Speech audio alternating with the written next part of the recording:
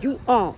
Counterculture is alive and real, and we need to jump on that energy. If you know anything about me, it's that in any circumstance we find ourselves in, I'm going to find a way to say that it's good and that it's going to move us forward, because there is literally no other choice. During the pandemic, I was like, hey, let's start a business.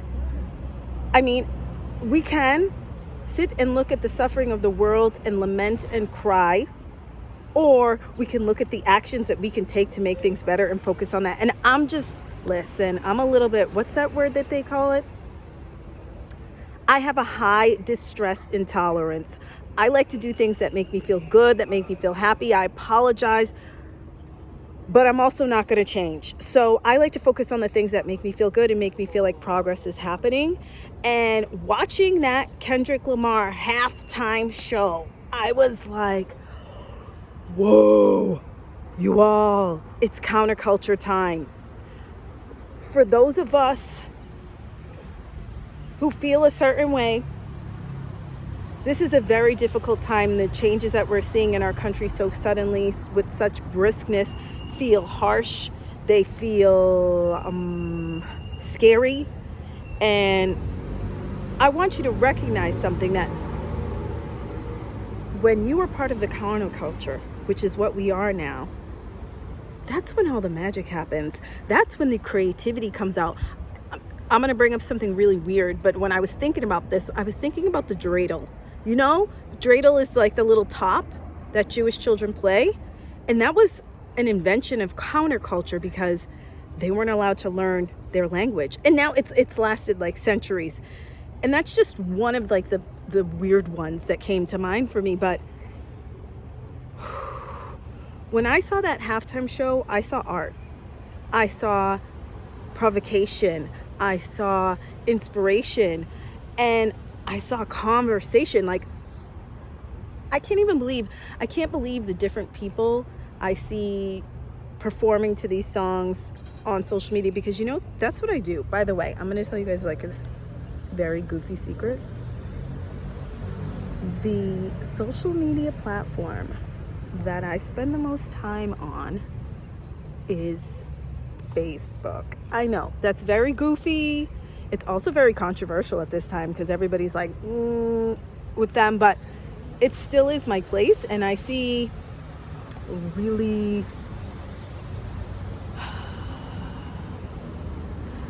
hella counterculture happening on there, and it's pretty exciting. So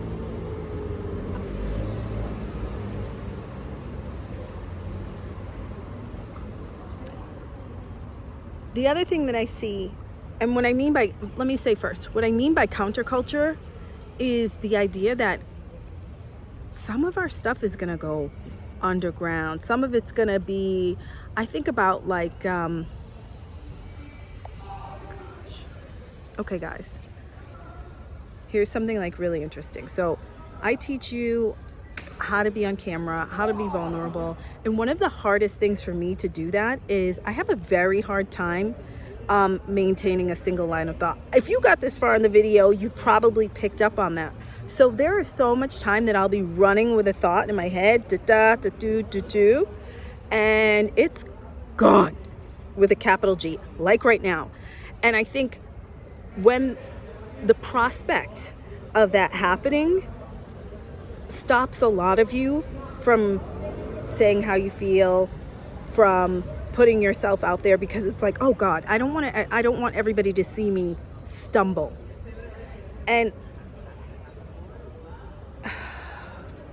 what I want to say to you is everybody stumbles.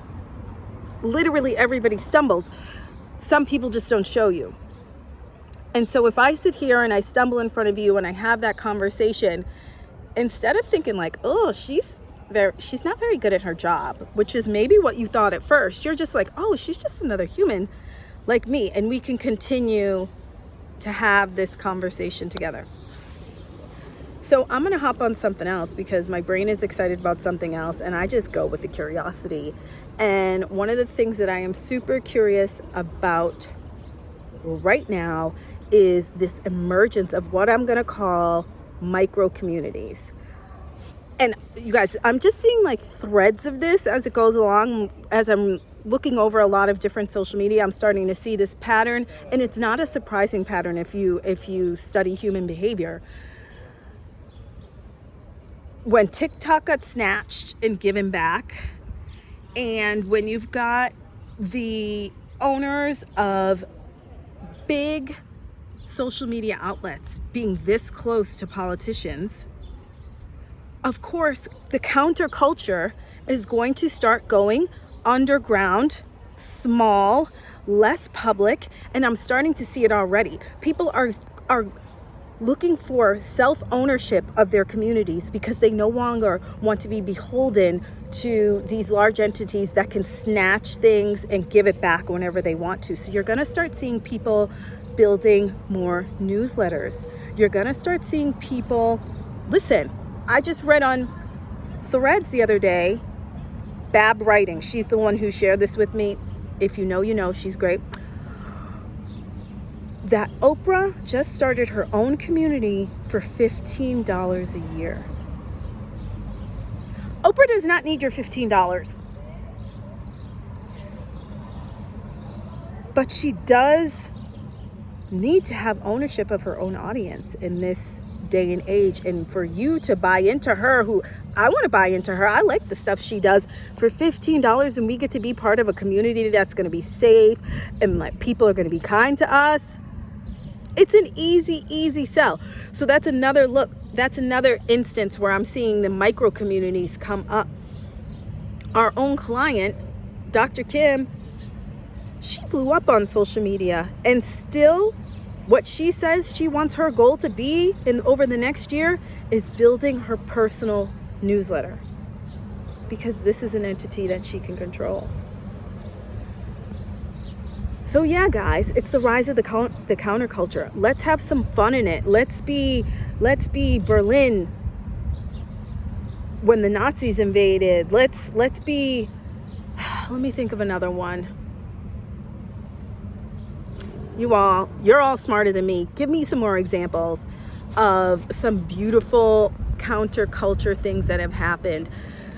I am almost always optimistic, because I think we can have a choice to look at things in a negative light or a positive light, and I think that changes the types of decisions we make. And I want to make good, fun decisions that bring me closer to the people I like, perhaps allow me to educate the people I don't like, or at least leave them the hell alone. We can still have a good time. We can still make change, big change. And I'm so for being part of that. All right, that's it for today. Ciao for now. My face is gonna be huge. You guys, one last thing. If you are watching this on any of the other channels, like other than YouTube, my face is gonna be huge in your face, because this is a trend right now. When you repurpose a landscape video into upright, and that means my face is going to be so close. Please don't judge me. Okay, that's it for real. Bye. Oop, shake the phone.